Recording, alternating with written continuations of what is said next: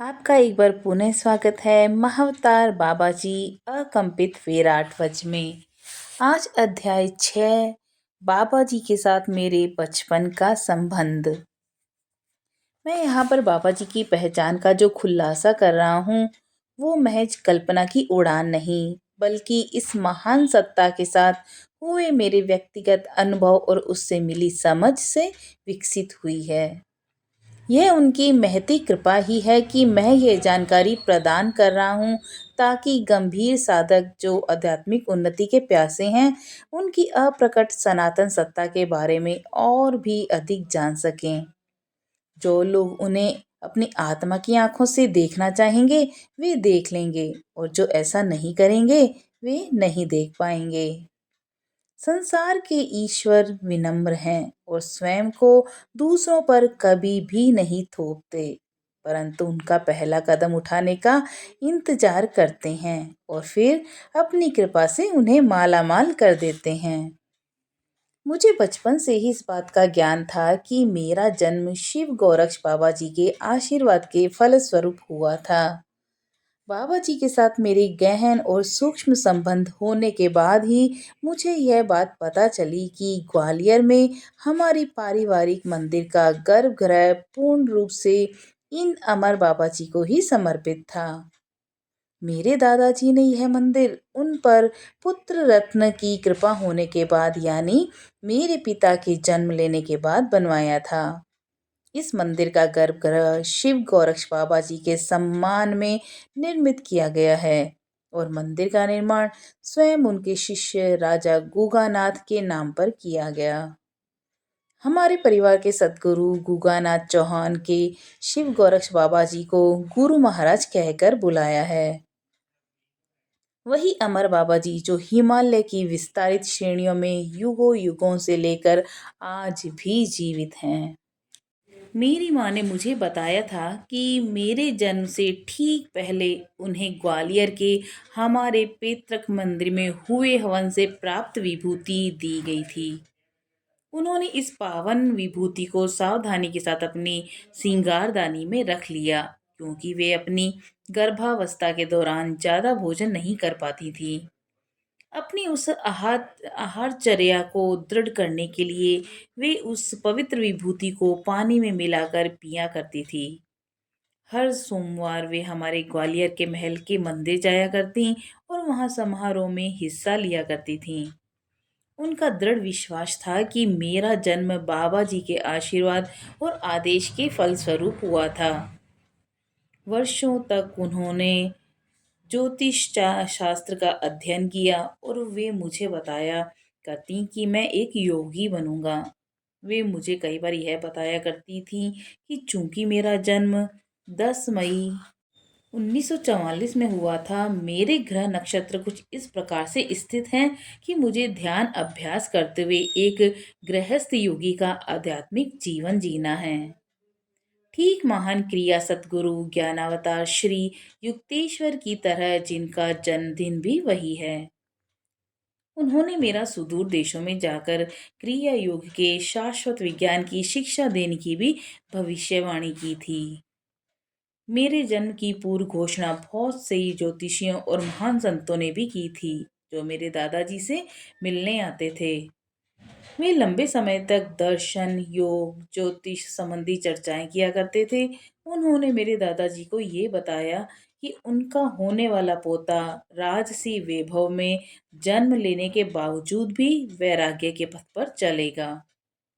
शुरू में बहुतों के द्वारा न समझे जाने के बाद भी अपने जीवन के उत्तरार्ध में उसका कार्य योग और मानवता के प्रति एक सच्चा योगदान माना जाएगा और अपने सही सम्मान को प्राप्त करेगा। वह सनातन धर्म का प्रचार प्रसार धार्मिक और रीति रिवाजों की रूढ़ियों के बिना करेगा जो सारे संसार के लिए हितकर होगा। कालांतर में मेरे स्कूल और महाविद्यालय के दिनों के दौरान मेरी ध्यान साधना गहराई और उनके द्वारा मुझे मेरी आत्मा की आवाज़ सुनाई देती कि मेरा भविष्य न तो पढ़ाई लिखाई और न ही धन की प्राप्ति में है, वरन यह तो योग के जागरण को प्राप्त करने में है।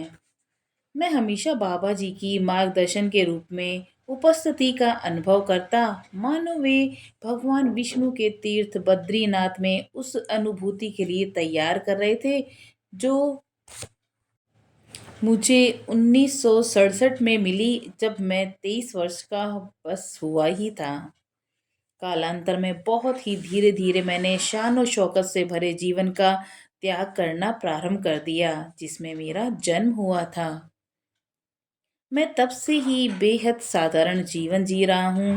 भौतिक इच्छाओं से सहज भाव से दूर होने का प्रतिफल मुझे मन की गहन आंतरिक शांति के रूप में प्राप्त हुआ।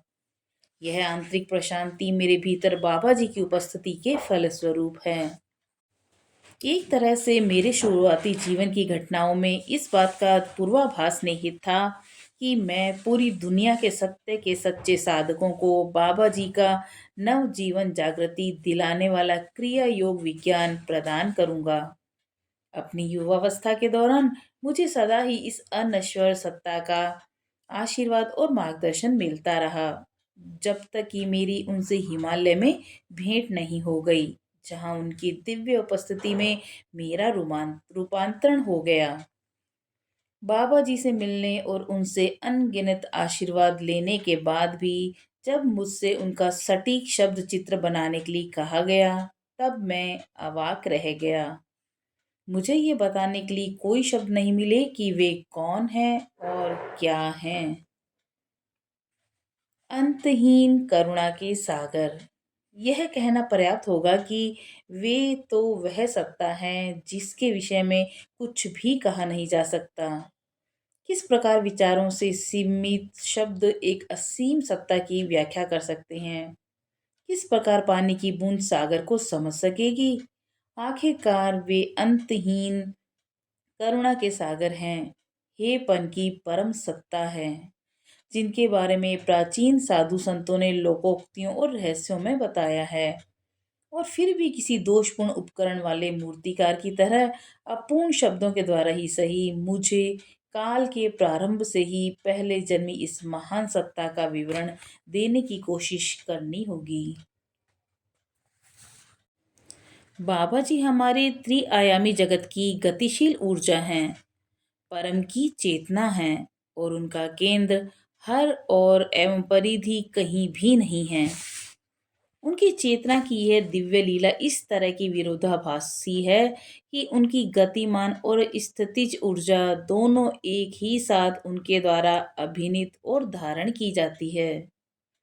वे स्वयं वज्र हैं और फिर भी वे उसे अपने हाथों में लिए हुए हैं। यह मनुष्य जाति को ज्ञात यह महानतम विसंगति है, जिसका गुणगान पुरातन ऋषियों ने शिव और शक्ति की दिव्य लीला के रूप में किया है। अभी वहां हैं और अब एक चमक के साथ प्रस्थान कर गए, और इसके बाद भी अपना स्थान परिवर्तित नहीं किया। बाबा जी हर कहीं और कहीं भी नहीं, एक ही समय में हैं। वे हैं साक्षात अकंपित विराट वज्र। बाबा जी ब्रह्मांड के पूरे जीवन काल तक रहते हैं। उन्होंने चर अचर जीवों के उत्थान के लिए अपना जीवन बलिदान किया है। वे आत्मा के पदार्थ में क्रम संकोच और पदार्थ से आत्मा में क्रम विकास की सतत होने वाली प्रक्रिया के मूल कारण हैं।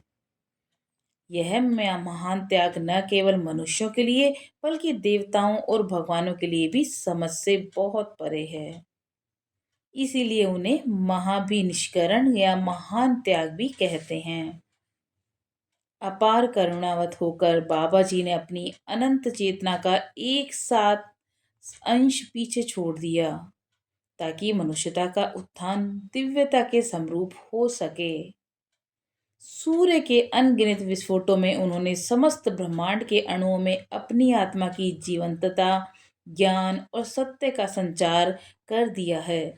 सिर्फ मनुष्य जाति की मुक्ति के लिए ही नहीं, वरन समस्त अचर चर अचर पदार्थों और जीवों को उनकी मूल चेतन अवस्था में मुक्त कर देने के लिए। बाबा जी के दिव्य हेपन की यह चिंगारी आध्यात्मिक ज्ञान का मूल स्रोत है।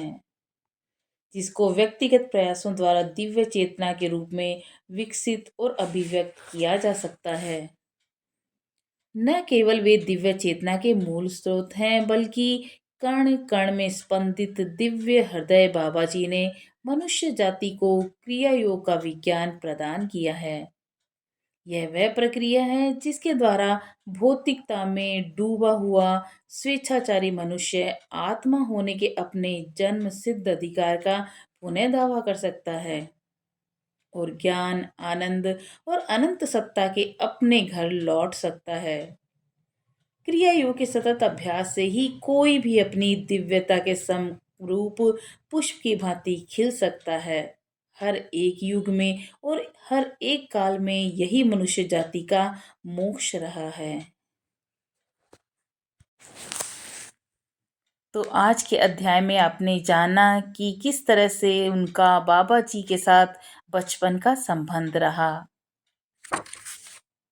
कल हम जानेंगे अध्याय 7 में बाबा जी और उनका पुरातन उत्पत्तियां।